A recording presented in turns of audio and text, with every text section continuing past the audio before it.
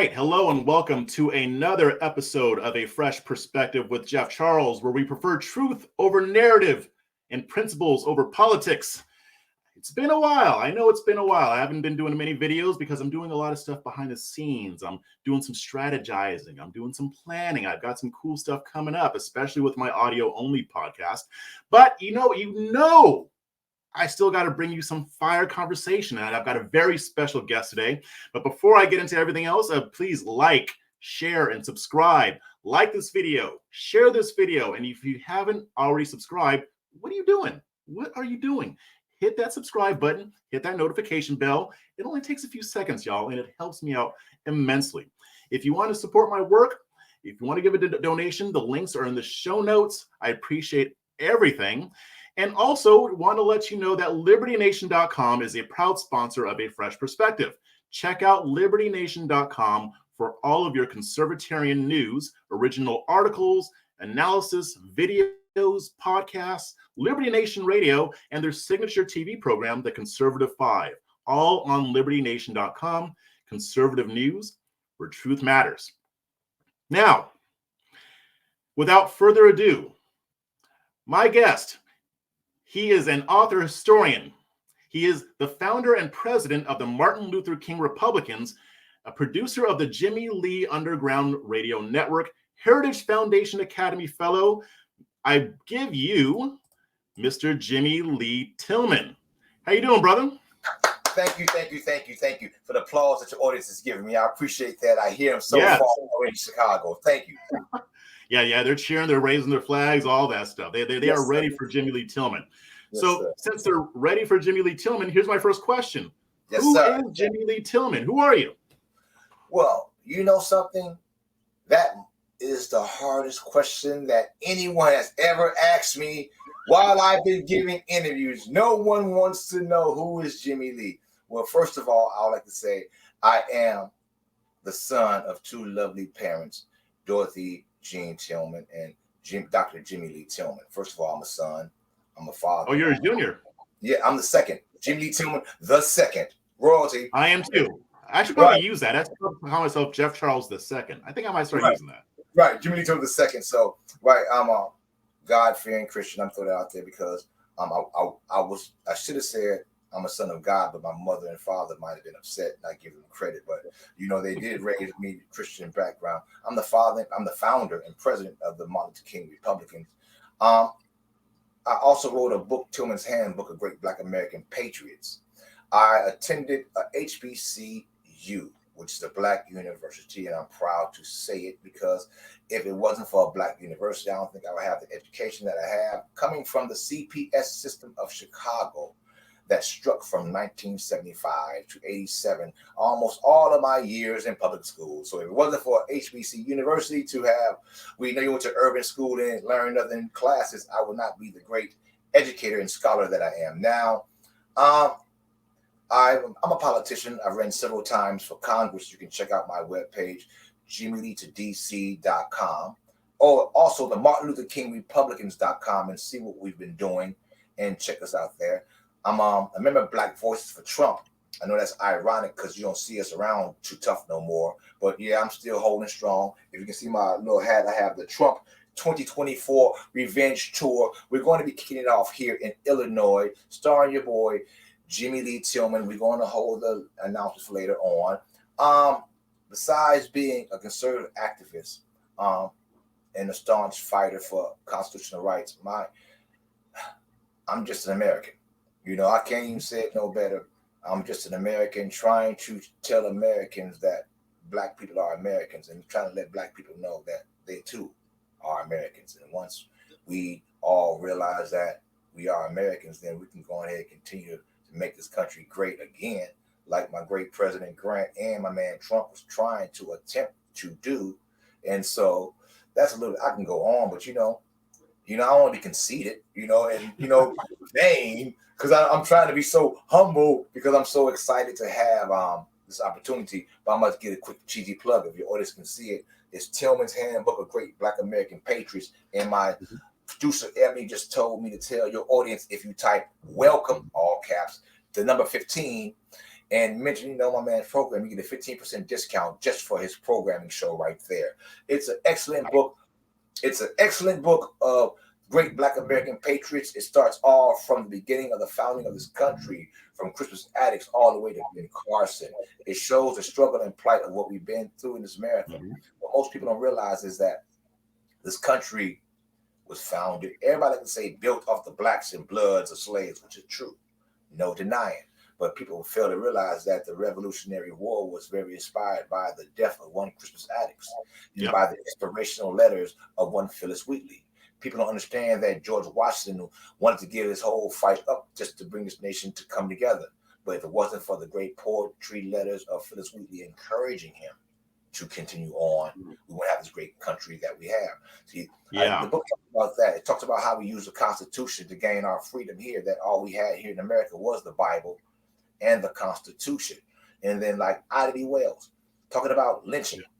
And at a time when, it was mentioned. Hold on one second, because I actually want to go more in depth on your book a little bit later, but so don't give too much away yet. But and I'm definitely going to read it. But I think that this is important that you wrote this book, and I wish more people would write more books like this, because there's certain things that we need to know. But I'll get to that in a second. But I want you to before we get into the issues, can you tell us more about the Martin Luther King Republicans? Okay, well, the Martin Luther King Republicans was founded the 2 days after Barack Obama was inaugurated here in Grant Park in Chicago. True story, everybody. Me and my family, because we worked on the Barack Obama campaign diligently, worked for a senator, him and the Tillman family, we go back. This not me chest thumping, because everybody from Chicago say, I know Barack Obama. No. So we sitting up. We didn't want to go down to the crowd, the hotel. Everybody's packed. We didn't want to go, jam our way, because we could have. We decided to get a nice little room in this lovely hotel that was just built downtown, the Trump Hotel. So we decided to go to the Trump Hotel to have our own private celebration. And so when the numbers coming in, we all toasted, celebrating. And I'm looking at everybody dancing downtown in the streets. And then it hit me. I stopped celebrating, like, whoa. Everybody like, Jimmy Lee, what's wrong? What's wrong? I said, man, it's it. It's over. What you mean? We're done. I said, y'all can't see it? Man, everybody dancing in the street. Everybody dancing in the street. No, man, y'all can't see this? It's done. It's over for us in the black community. They're going to look at us right in the face and tell us, we gave y'all a black president. Don't ask us for nothing else no more. Y'all can't hear that? No. I said, something? Let me tell you something. I'm about to start me an organization. Just in case when y'all hear me, I'll be over here. And at that time, I was thinking, what can I use? Niagara movement, what have you. And then I saw Frederick Douglass, picture of him on a little CA. It's funny. Trump had something with Frederick Douglass on the table. So the Frederick Douglass Republicans, so that's kind of, we the Martin Luther King Republicans, he was a Republican. We're going to operate on his principles and show people how his principles are needed in this time. And if we go back to how he got things, we can get things, because people understand, me being a historian, I did, but knowing how he used the Constitution to get the Interstate Commerce Act to make us able to eat in the restaurants. It was I'm going to overtake states' laws or states' rights. States still have their rights. It's how can we use the Constitution to better serve all citizens? So let's roll with this way. And so by the time people understand, we'll be over here. Now the funny part, they laughed at us during the era of Obama. Oh, look at them over there. Yeah, we can be anti-Trumpers. Anti-Obamas. No one saying anything about us. Yeah. Let us alone. The moment Donald Trump came down the escalator, because we was going to back Scott Walker. We felt, well, this guy ain't got an education. Well, that's not an education, Well, he can talk to the people. He's governor of Wisconsin. He ain't got no college degree. And Wisconsin felt that he can lead them being average. We'll roll with Walker. But the moment Trump came down the escalator, I heard hip hop, I heard bell. It's a lock. We got a guy. We can roll with it. It's going to roll. I was shocked that no one saw what I saw or heard what I heard.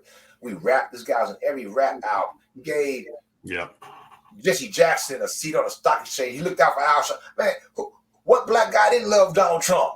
So it was a layup. Mm-hmm. And to see the backlash, I'm like, Lord have mercy, right? But then for them not to understand the policies really disheartened me, because if they really understand everything we asked before the Clinton administration, we got in the Trump administration. We wanted criminal justice reform, we got it. We wanted police reform, we got it. We wanted those people from crack cocaine disparacy that was locked out of jail, ask Alice Johnson, we got it. We got people that were sent in jail during the Bill Clinton crime bill. Trump released them. We got that because we realized it was incarcerated. No one talks about that. The low price of insulin, black college funding, low job unemployment, high black wages. We got it. Equal footing. The first time as a black man in the city of Chicago, I was not afraid of police. Why? They were going to. First time in American history. People didn't understand what was right there, what we got, and it amazed me. Now we got Let's Go Brandon here in the office, and now everyone's quiet. All the black pundits who say he's a racist just because Jews not going to replace us are not screaming that we can't get reparations, but they're going to get reparations to illegal immigrants. I mean, I can't see where the end getting rid of racism at that. Now we got 7.1 unemployment. In Obama days is 8.5. In Trump days is 5.3. He done doubled it already. And in 1 month in a year, he's been there. I'm just saying. So no one wants to say nothing when your bacon is double, your gas is double, your ground beef done double. No one wants to say nothing now. Yeah, so let's talk about that. Let's talk about that. Let's talk about Biden, because you remember when he was on that campaign trail, he was making all these promises to the black community. Like he was talking about all the things that they were going to do. And you recently pointed this out by the latest jobs report, I believe black Americans were the only Americans to see higher unemployment rates.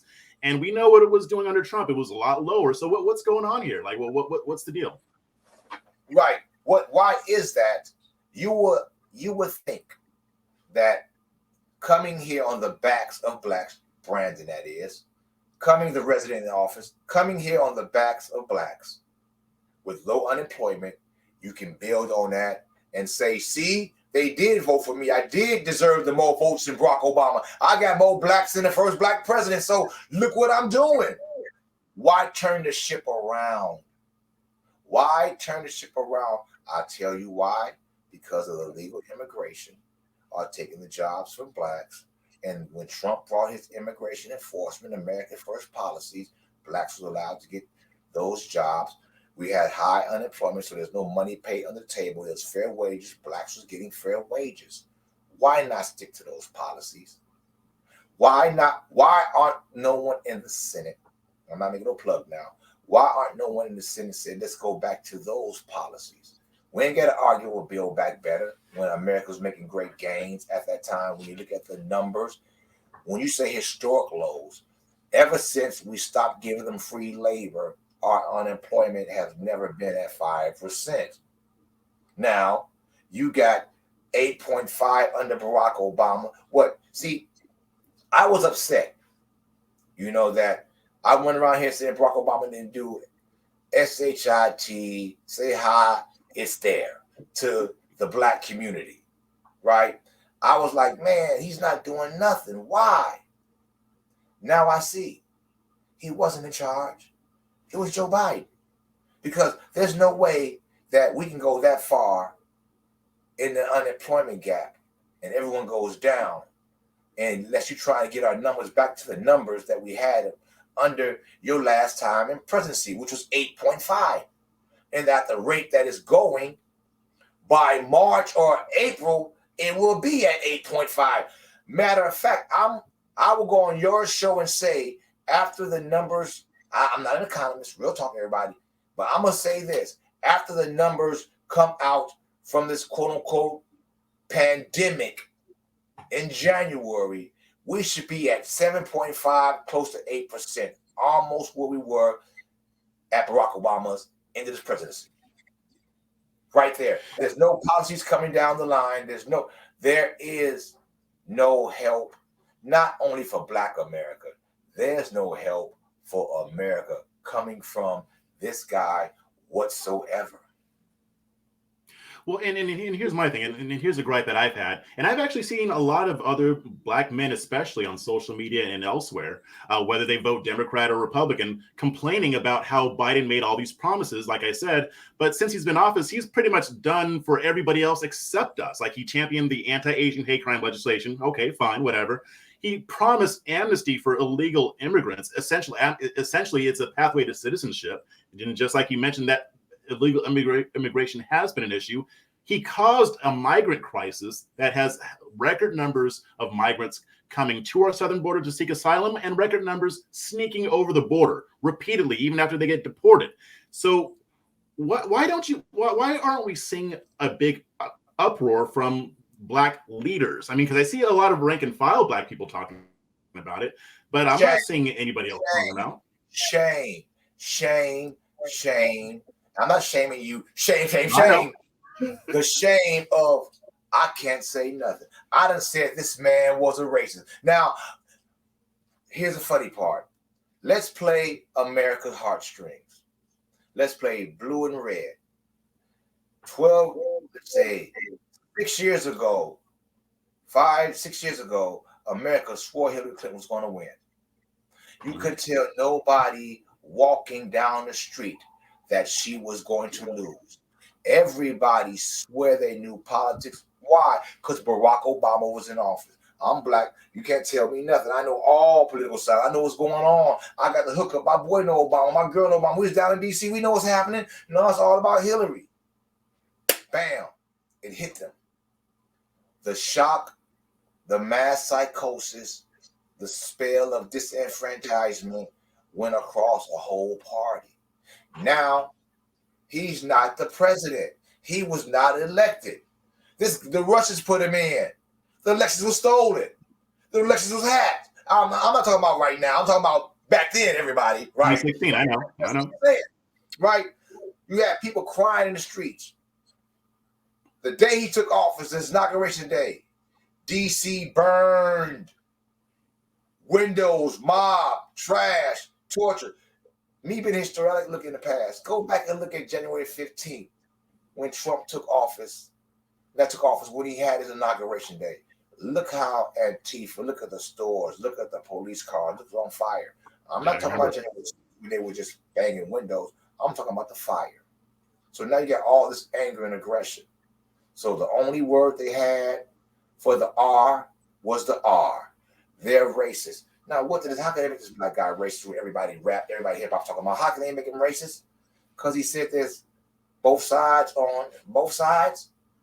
And then it's not our fight. This is some Jews saying they're not going to replace us. But I mean, it's not no black and white issue. It's a white and Jewish. Why are we in this fight?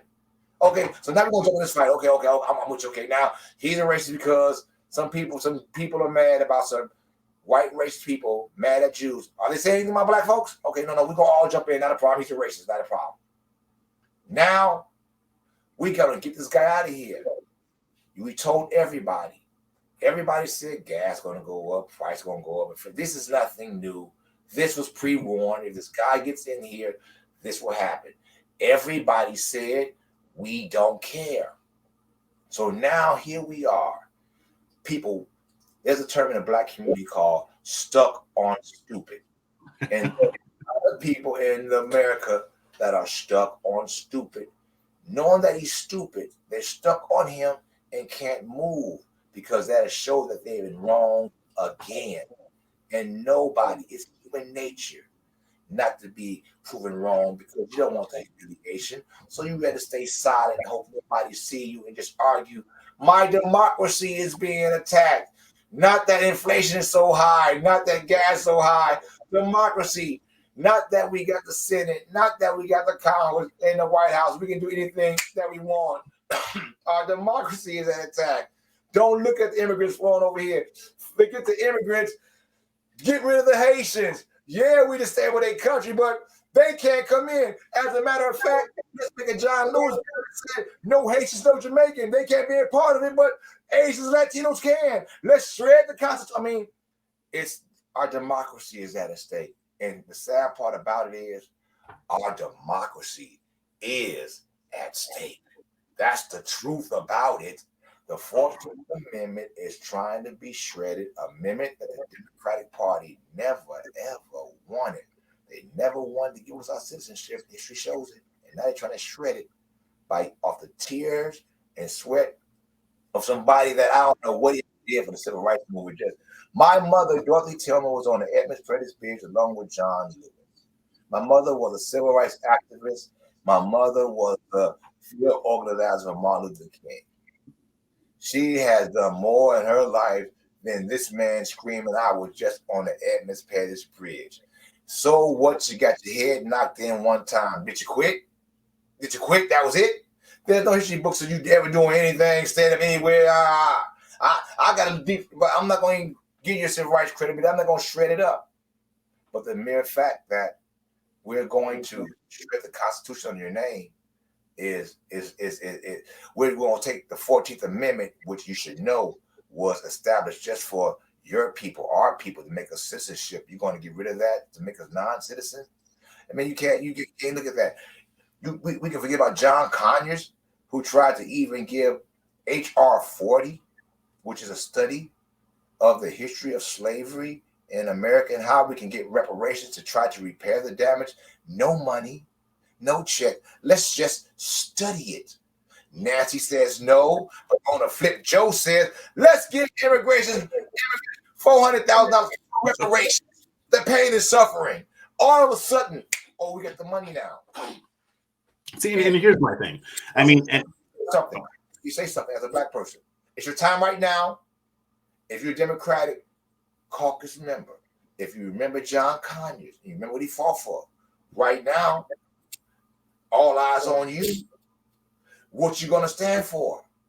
If they're not standing for this right here, then it's over for the Black Americans until we take the stranglehold off our community from the slave-driven, slave masters, Democratic Party who's in control of slavery all day, hated the lost Civil War, wanted to get the rights back all the time and pushing these laws just to get the Civil War back in their pocket because they're mad they lost the effing war. You see, this has been a long played-out game for the party since they lost the war in the South. There's been a whole long, drawn-out saga that people haven't paid attention. The Southeast Southern Democrats, East Democrats, they make money off the separation of America because they know that the Republicans always wanted America to be one. So we got this little 14th Amendment to make. We got a new constitution for these people. A new constitution, 13, 14, 15 amendments. Who are these people? They've been trying to get rid of it for the longest. They've been getting us out of the Constitution all day. Blacks can't stand in the corner. We can't. We can't. We don't have the right to. We don't have the right to carry guns. What are our constitutional rights? Oh, because I'm a drug dealer, I leave no rights. I'm not a citizenship. Oh, the Democrat, this is your Biden policy. Let me take the Constitution from you, black man. And oh, no one's going to say something. Okay, it's 92. Here it is, 2022. Everybody's gone. If we can take it from one set of Americans, because y'all look at us Americans, we can take them all of y'all, because y'all didn't say nothing about the right to assemble when blacks couldn't assemble. Right to own a gun when you say blacks can own guns. You know, when you say each illegal search and seizure, you can stop my car and go through. Oh, hold on, no knock warrants. You can't come out. Oh, but now it's worldwide. When your constitution, no laws are being taken from citizens. Look at who's been taking them, and look at who's been quiet. That's all I'm gonna say. And now all of America, since all of America was quiet, they have to wake up and realize we have to fight for the rights of every American, because that's what the Republican Party was all about, and make sure the war of the Civil War was to put all Americans under one constitutional law. One country, one government, and one party has been upset since they lost. And now it's all about understanding that all we have, we don't all look alike. We don't all have the same God. We're different cultures. All we have is Constitution, the flag, in this country. The only in our language, in our language. Mm-hmm. You take our language from us, then that separate us, our Constitution laws from us, and that's it. And the only thing that binds us is the stars and stripes. No color, no language, no religion, like every other country in this planet. So the destabilization of our country takes place when you start stripping citizens of their rights. And when you, quote unquote, since we've been conquered, you take the rights from the least of these, and the most of these look away, then it's easy to chip away from the most of these. So can you go deeper on that? Like you're talking about taking away our rights, whether they're black, white, or otherwise. I mean, what rights do you think are under threat the most for black people, and then also for the country as a whole? Wow. Right now, the most threat for black people, now y'all might think it's funny, is election integrity. That's the most fundamental rights that is in danger for black America. I just mentioned how the John Lewis and the Right to Vote Act is shredding the 14th Amendment, which is our amendment. You right here in California, you can get a ballot mailed to, printed at your home and mail it in. In New York, you can just be in 30 days and dictate what's going on. Now, how can somebody who comes in this country, I told you the three things that makes us credible. You want to come to this country, learn the language, speak the language. Now you're part of the game. Now we got to make it easy for you. Now, how about this? Let me give you a whole little example how it ties in with the educational system. You know, since Bill clicked through all the trade schools out the spots, the education reform, let's go how it all breaks down. I'm gonna use myself as an example. Mm-hmm. I'm a baby of the 80s, came out of college. I came out of high school in 87. So I was in grammar school from, like, they say 75, 76. Here in Chicago public schools system, y'all been watching it lately. Chicago public school system struck in 75, struck in 76, struck in 77, struck in 79, struck in 80, struck in 82, 83, 85, 86, 87. When I graduated, I didn't have a whole full year of solid education. Now I'll be sent out in the world. You got to pass everybody on. This is not blacks, whites, Hispanics, anybody who's in the Chicago public school system at this time, right? That's why this COVID keeps schools out, pays a whole dividend, right? So now you got a generation. I was lucky to go to a black college, like I said earlier, that had like what they call university college classes. And university college classes, they had classes that prepare you to go to college. And in most black colleges, y'all know what I'm talking about, we had those colleges that got us ready to go to college. And that's how I was able to escape the uneducated. That's how I come the democratic system didn't get me, because I was able to be educated. So now you got a race of people, my generation, and just like the same thing is going on for the next generation. I send the kids out of school, dumbing them down, not preparing them. You don't make English the national language, and you tell a child you need bilingual education to wash dishes here. Now, how can I wash dishes and I can't speak Spanish and I'm here in America? Oh, because these are, oh, hold on. You mean to tell me, to be a janitor now, I got to speak Spanish? When have I been conquered? When has this not been my land? So when I look at immigration, election integrity, because election integrity is being, here in Chicago, being added what we let illegal immigrants vote on the school board. We're going to flood them all in. We're a sanctuary city, so being a sanctuary city, we got so many illegal immigrants. So now, who has the power over the majority rules here in America? Illegal immigration? Because the educational system of the America, I scream black man, come on black man, but let's keep it red, white, and blue. Education in America is all messed up, and if you are fixing cars in your parking lot, or you're fixing drums on a block, you can't get a job unless you speak Espanol, minor job here in America. And that's facing everyone. And we're watching it happen slowly by the laws that they're passing in the Senate, by giving these good feel-good names, tear-jerking names, the Right to Vote Act. We have had the right to vote since we became citizens, Black America. And the Voting Rights Act of 1965 is still in play that the Republicans put together. There is no threat to the Voting Rights Act law, but let's beat the drums. So let me ask you this. I mean, because they're talking about, Jim Crow 2.0 because of all these new election laws that were passed by states like Texas, where I am, Tennessee, others. Here's the thing. I mean, and I've asked many progressives this question, and they don't give me a straight answer. They give me an idea of what they think could happen because of these laws, but they don't actually give me any proof that these laws will prevent Black Americans from voting. And the Democrats know that. That's why they never provide any evidence. So what these two bills that they have that they want to, end the filibuster for, what do you think is their real motivation here? Because it has nothing to do with making sure that Black people can vote. Well, let's, did you go to college? Yeah.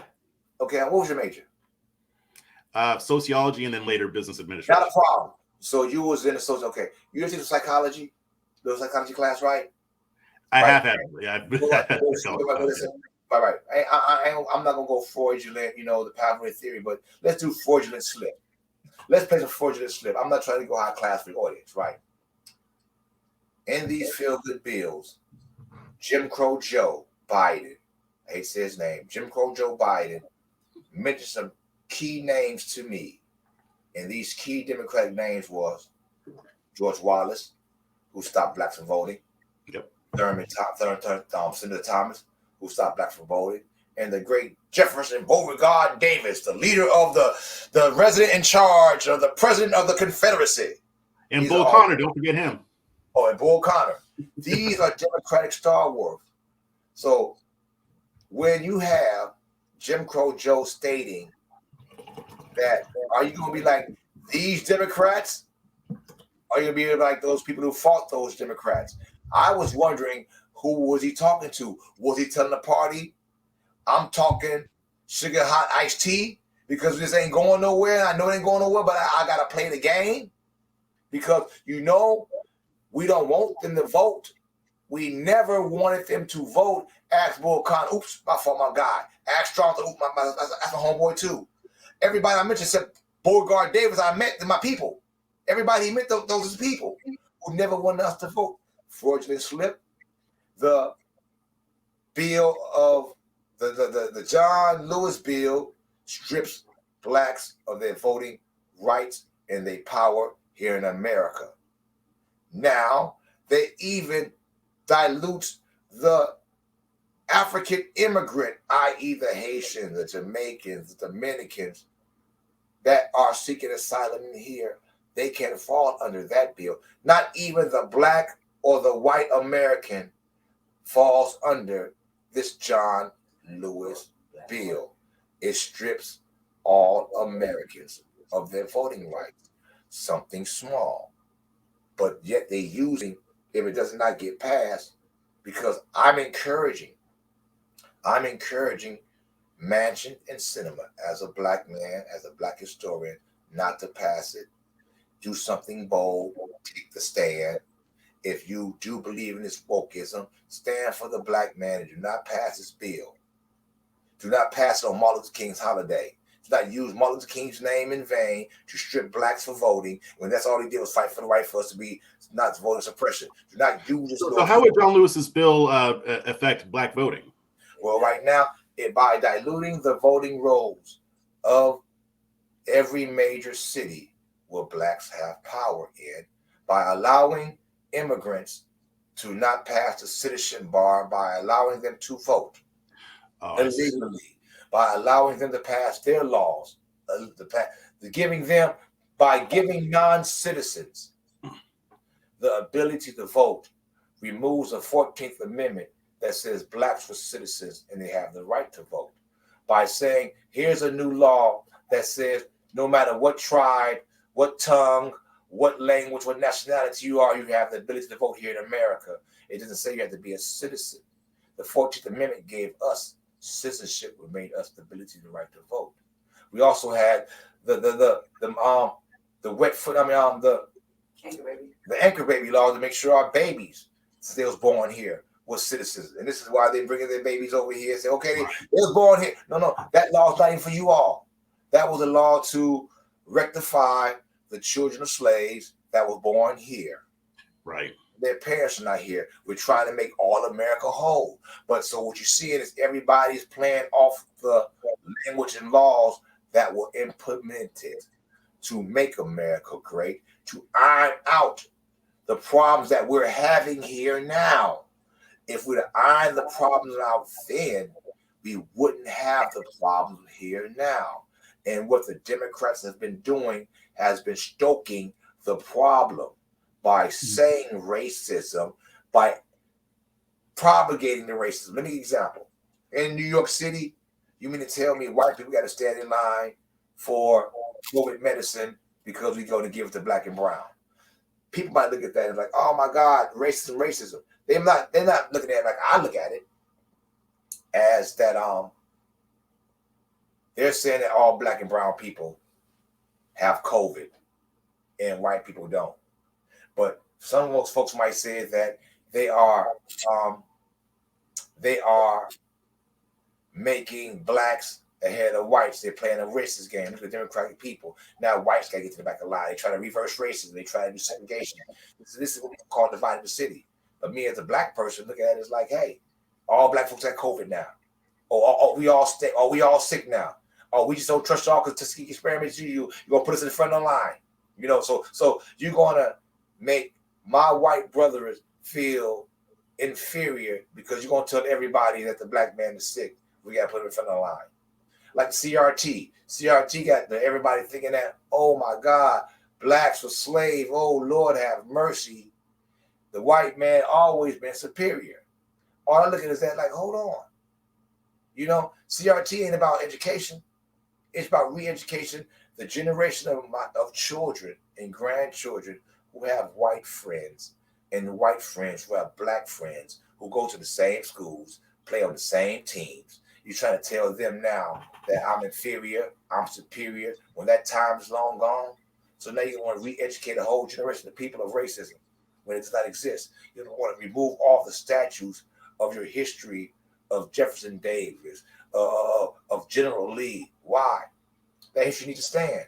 I need to take my kids there and say that once upon a time, these people fought to keep you a slave. You get rid of it, it never happened, it never existed. So once the Democratic Party continued to erase their history, slavery never existed.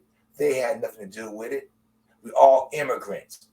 We didn't get treated harshly. We're all immigrants, so let's abide by this new immigration law because y'all immigrated here. Y'all wasn't forced here, even though in my book I pointed out that all American were not enslaved, just the southern part. The northern part was free: Philadelphia, Illinois, Boston, Maine. Matter of fact, the North went to war to free the slave blacks. That was in the whole campaign that we got to free everybody under the Constitution. It was a big movement up north of Quakers and blacks to say all American must be free. It wasn't that all whites said slavery was good and all blacks said I'm a slave. Ain't gonna be nothing. That's just to rewrite history and make a whole generation of, because we so together now. We so together now that we don't even, my white counterparts, your white, you can talk to somebody white. You can date somebody white without even being ashamed of or looking down upon. You can talk to a white counterpart with you knowing that we're debating over issues. Not that I'm black, you're white. You know, I might find you a jerk because you're a jerk, not because you're white or black. Right. Hey, with it, that's where we are here now. It's got behavior. So now to get another learned behavior with the children by making a rich children thinking you're inferior, I'm superior, when they have no idea that we all equal, is another Democratic plan to put all America back in their place, so to speak, because they lost the war. This has been a long process to win the war. They won the peace. We won the war. North won the war. South won the peace.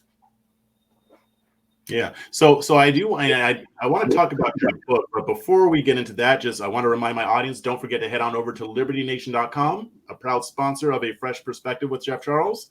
You can sign up for the daily briefing or subscribe to the member zone or check out the latest cutting edge conservative news and analysis with none of the spin and all of the nuance. So check out new and original material on libertynation.com. Now, I want to talk about Your book, Tillman's Handbook of Great Black American Patriots. Now, can you, before you tell us about the book, can you tell us why you wrote it? Okay. Well, I didn't realize. See, don't think I'm trumped out, everybody, because I am. But don't think everything turns to Trump, because it might. But no. After I ran for office, I got out because it was all nasty. They were so never Trumpers here in Chicago. I was running for Congress at the time, and I was a member of Black Force for Trump because I remember the Heritage. At that time, I was Sentinel, which was a grassroots program. So I went to a couple of meetings in Atlanta, met some Black Force for Trump. That was hot. We going to rallies with Trump. That was hot. That was black rallies. And then being in Chicago, he wouldn't come to Illinois. He was in Wisconsin or Michigan. So me and my sister, we get in the car, we roll out to Wisconsin, going on all the rallies, right? On everything America, I'm pro-black as they ever come pro-black. You might have called me a separatist. Went to Man March, Love Farrakhan. I'm as black as they come. Real talk, right? I have never, ever felt like an American until I went to a Trump rally in Redneck, Wisconsin, where they probably never seen nobody black in their lives, right? And I felt so much love. Like, whoa. I felt like Ohio. Now, in Ohio, blacks and whites are just like what America's supposed to be. You know, you might be prejudiced, you might, but we're going to work together. We're going to work together, play together, live across the street together, what have you. It's like what America's supposed to be, right? I never saw that in Chicago. And so the question everyone was asking me was, how come blacks aren't patriotic like you? I'm like, first of all, I ain't patriotic. What are you talking about? No, how come blacks ain't patriots? And I'm patriot. They're like, in history now, I say, man, we found this country. Yeah, I know slavery is now. I'm like, slavery? I'm talking about Christian addicts, Phyllis Wheatley. What? Those are first black patriots. What? Oh, y'all don't even know, huh? Okay. I'm going to write a book, and you're going to see how much a part of America that we are. And see that guy up there? That's my president too. You see him sitting right here? That's maybe your brother too. So from that point on, I became a patriot because I write in my book. I'm literally, I ain't gonna read the whole quote. There's a quote from Monroe Trotter, Mark Delaney, and Monroe Trotter in this book. And they express what it means to be a black patriot, to go through what you went through and still have love for country, to deny what you could deny and still have love for country, to fight for what's right and know that this country will love you for your love for this country. Now, it's all in there. So knowing how in college, Monroe Trotter and Martin Delaney was my two favorite heroes of all time. Mm-hmm. Telling back on that, I wrote the book with them in mind, and I started to list every great American patriot. Some you might know, some you don't know, but not for what you know them for. I deal with Carter G. Woodson and George Washington Carver. Excuse me, not Carter G. Woodson, father of Black history. George Washington Carver. Mm-hmm. Most people look at him, peanut science guy. I talk about how Ford hired this guy to make the auto plant and how America used him to get the tank assembly line out. Hold on, we got to get Carter G. Woodson. Excuse me, George Washington Carver. He has some plans that can help us win this war. We need a scientific mind to come up. He came up with engines, how to, on the fuel, exhausted carbureted pumps to make sure our tanks and our military stuff was outlasting them. Charles Drew giving a plasma bank to make sure our soldiers were able to go back down the field. All the major accomplishments that we did to help this country be great, for the rights and the liberties that we all have. So I wrote a book to show white America what time it was. Now, freeze forward 5 months later, black America done picked it up. The woke nation done picked it up and realizing that this is my country. Pick up the red, black, pick up the red, white, and blue flag. Put down, you want to hold red, black, green. I ain't tripping on that. But this is your country. Where you gonna go? What you know?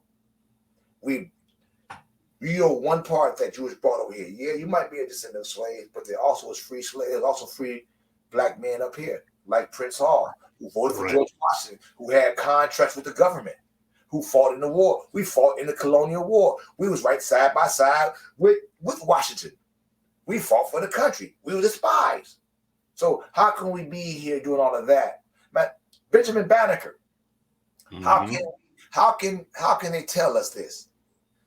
How can they tell us this? Benjamin Banneker, Phyllis Wheatley, these two people I spoke out are so miseducation of the Negro, so miseducation of the Negro in America. How can you tell America that if a black man be caught reading and writing, he'll be killed and hung? But Phyllis Wheatley's writing letters to George Washington, a black woman, and Benjamin Banneker's writing almanacs and arguing for freedom of slavery to the Supreme Court. And helping design our nation's capital. How can we not read and write? And how can this be a crime? How come they didn't kill these individuals?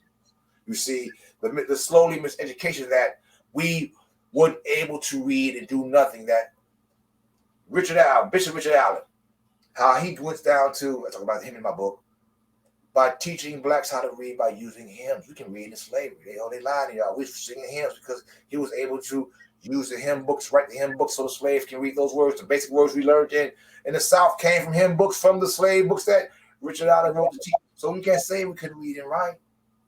See, this is a miseducation of the Negro to put somebody in their place, to give them a stigma, take their foot from them, to keep their foot so they can always walk with a limp, not knowing they always had 2 feet. So the book was written to let all America know that, yeah, we were racist, but no, we wasn't racist.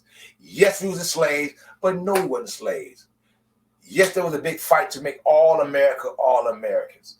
And yes, one part of the country lost, but in the end, that country still won because their laws and their rules are still dominant today. The fact that blacks in the North still think that we're dumb. Here's a funny part. You're from the South. Dig it. Booker T. Washington, building all these schools in the South, right? The South should be the most highly educated center for black intellectualness because all our HBCUs are in the South. Only 2%, 3% are in the North. We got to go down South to get education. But why can't the South just go across the street to go to Jackson State, Alcorn State, Mississippi State, Texas Southern? Why can't they go to Prairie View? Why can't they? You know, it's right there. But because of you going to be like the white man, you learn. This is the Democratic teachers. You need to learn. I got a high school education. I made it all the way. Oh, you don't need all that education. But it's so ingrained in us, the Democratic theory, because they know that once the black man know that he's free, can read and think and write, he's no longer a slave. The CRT is trying to not only make black slavery, but dumb down the white man to think that, hold on, I'm better than you. I would even know education. You know? And it's not like that. Even the black man with all the education he has, I get more education, but I'm nobody. And that's how it was in the Southern strategy. They've been trying to enact a Southern strategy since they lost, since they assassinated the king. Matter of fact, history says it, that the most racist president, Lyndon Baines Johnson, as he signed it, hey, I know I'm about to give it up, but hey, I'm giving the Democrats all the blacks for a generation. I know I'm messing up. I know I'm doing wrong because this ain't what it's about, but trust me, the long game is the best game. You're going to want them back on your plantation. So let me do what I got to do. Why? It goes down as the greatest president of all time. Him, for Black America, great society, yeah. But it has some pluses and a lot of negatives. And we still live through the negatives and not really the pluses. You know, by the time Nixon comes, we get all the things we get from Nixon, and you sham them down with Watergate. Not that he kept all the black institutions alive. You know, not that people fail to realize that Richard Nixon wasn't a black one. Spiro Agnew,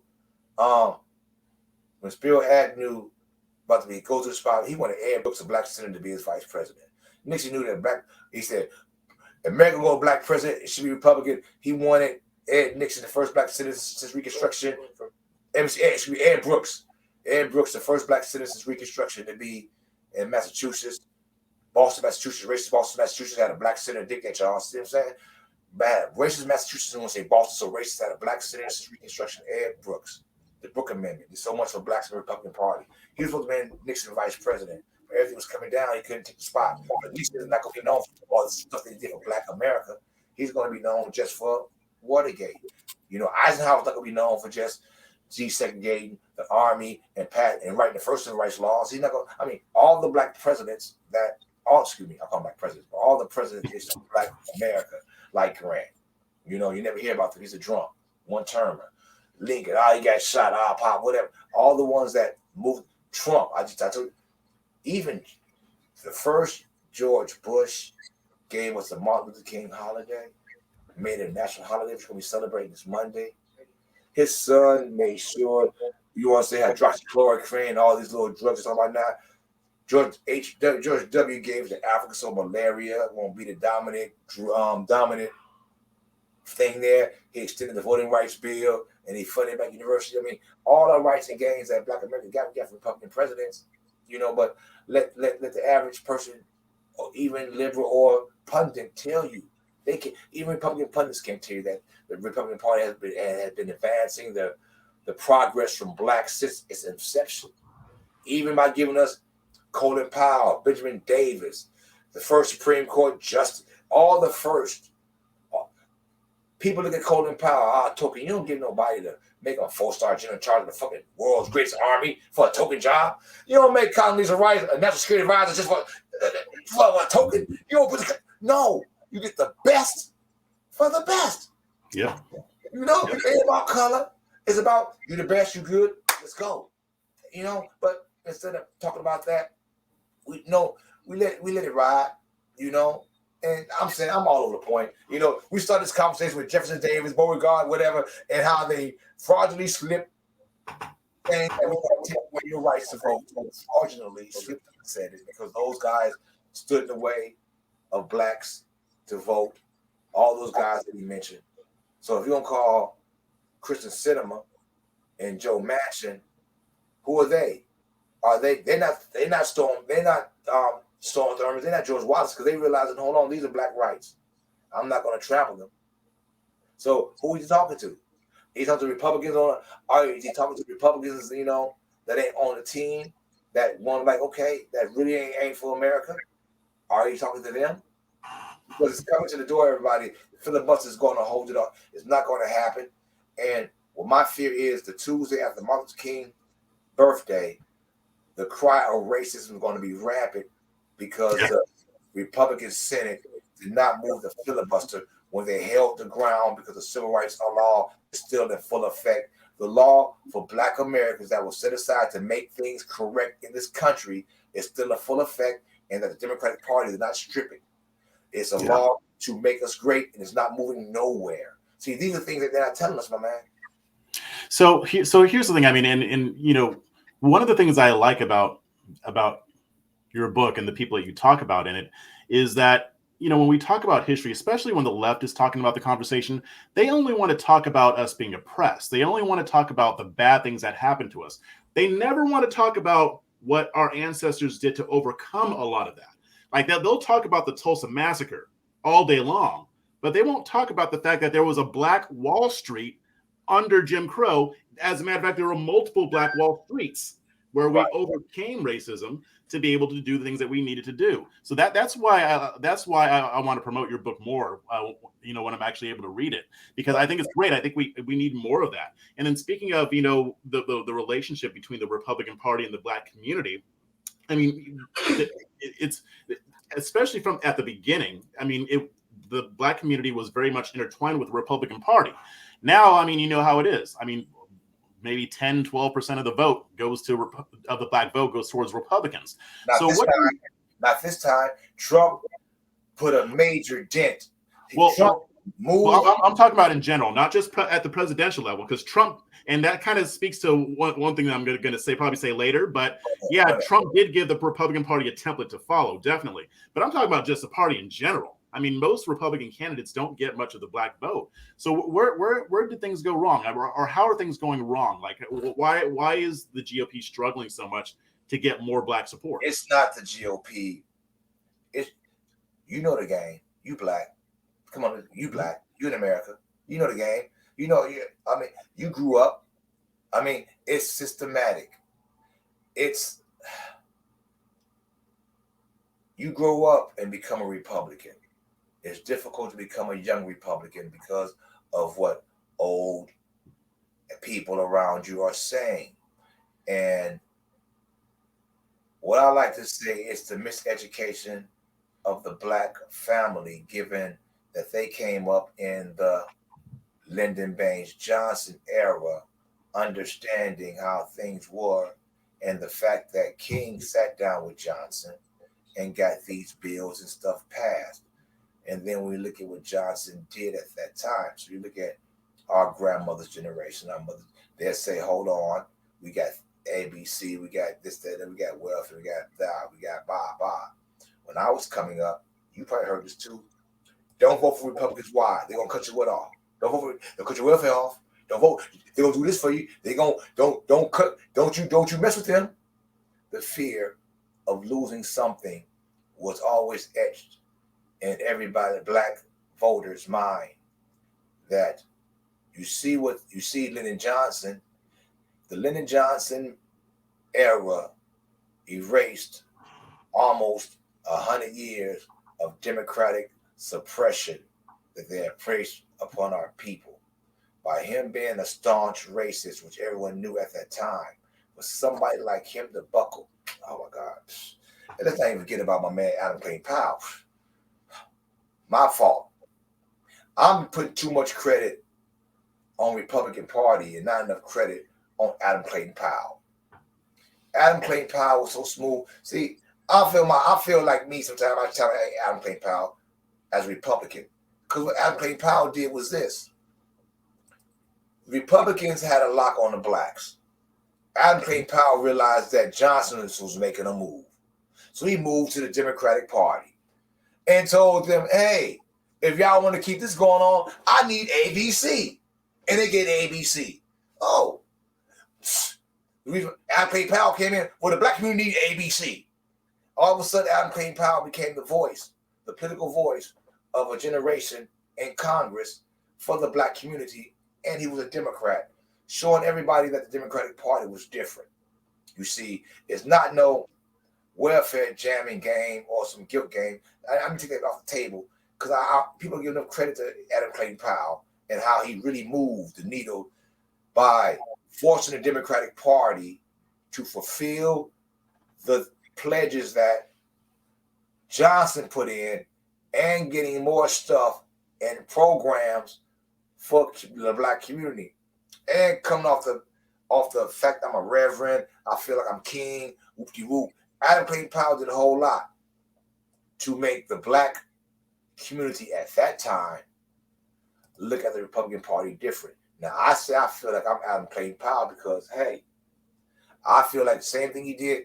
Hey, black man, hey, Republican Party, we need this over here. You know, time is right now. Unemployment is high. Once we get 45 back in, I feel that we have the opportunity to get equal footing back, or because we was getting equal footing, man. I go again, like we 7.1 unemployment, was 5.2, the lowest in our history of paid labor, not free labor, of paid labor. You know, our wages was up. First time in history that we was at equal footing with our white counterparts. First time in history.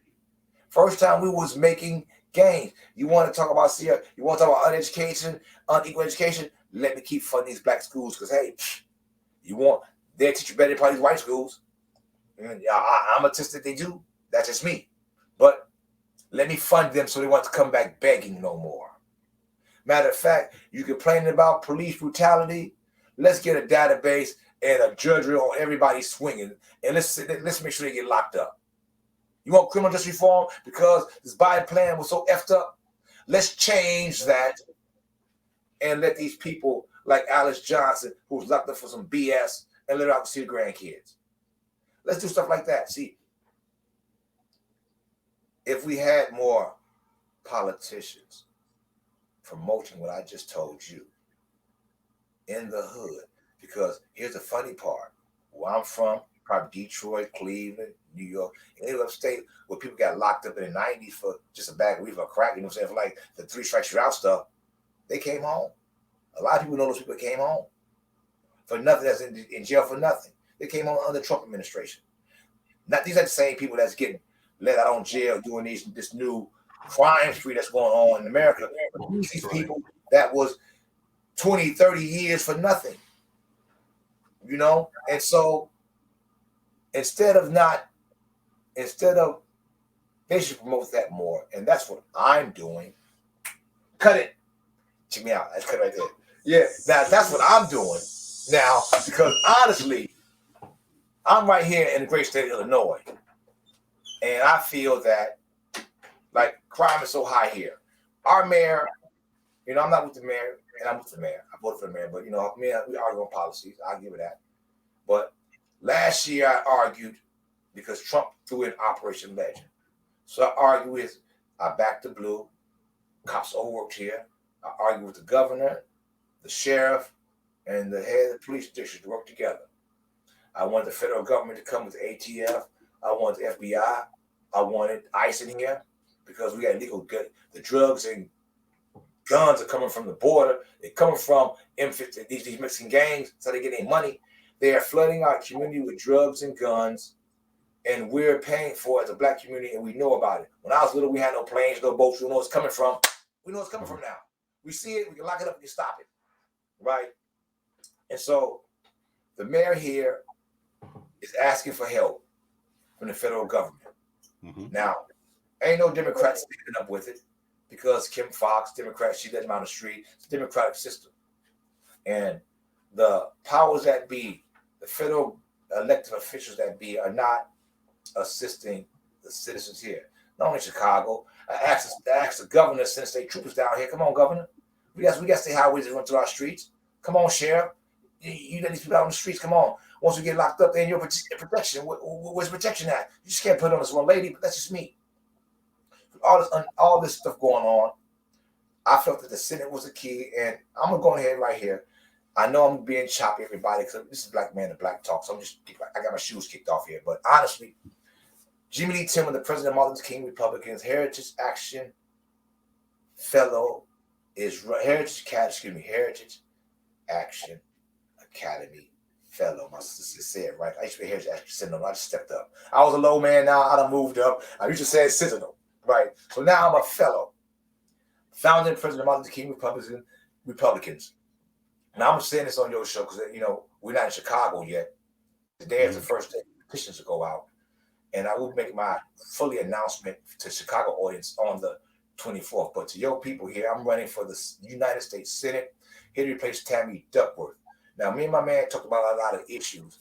And a lot of these issues I'm trying to handle here in the Senate because the Senate is the key.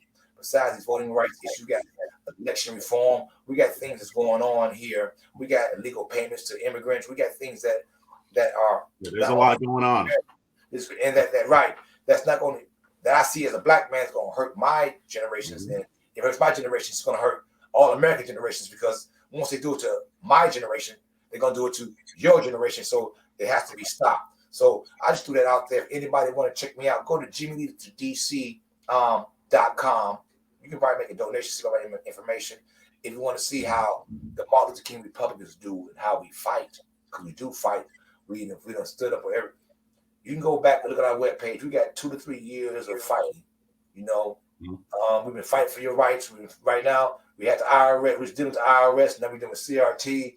Every issue that's going on, we out here fighting. So check that out. And I know we try to get more time, but you can Tillman's Handbook of Great Black American Patriots. You can check that book out.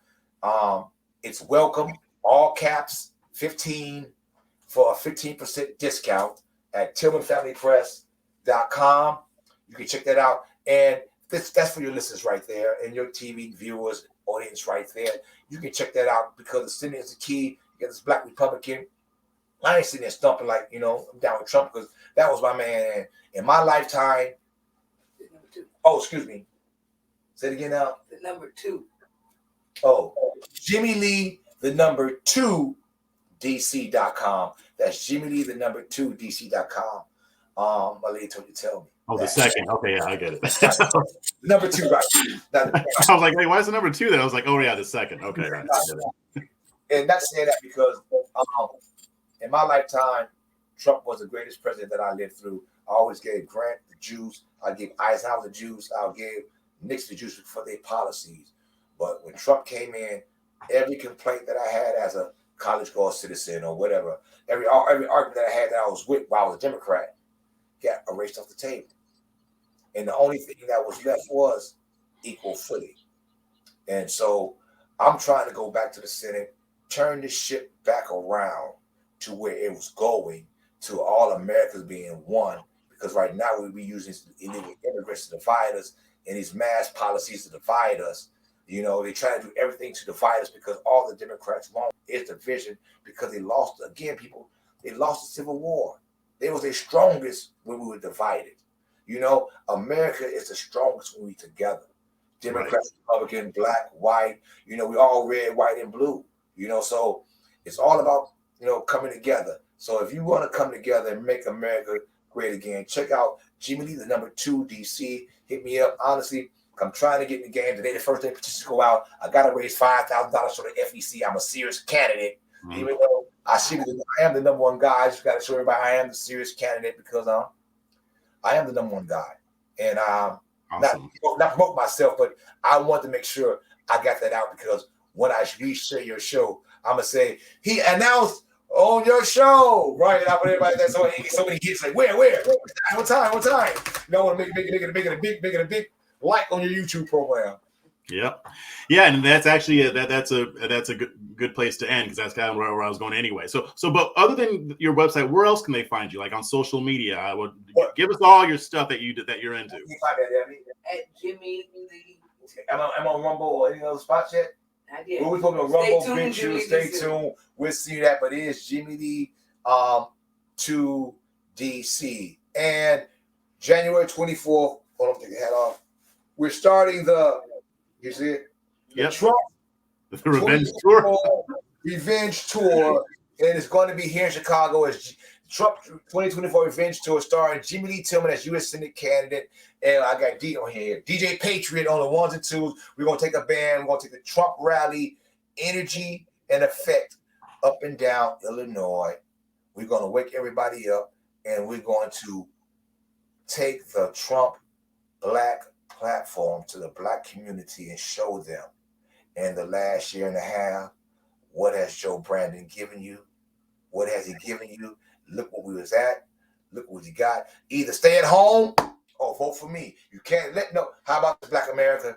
You can't let no Democratic Party come here and give illegal immigrants reparations, and you've been asking it since the Civil War. If they told us no, they telling them no. You better not vote for nobody.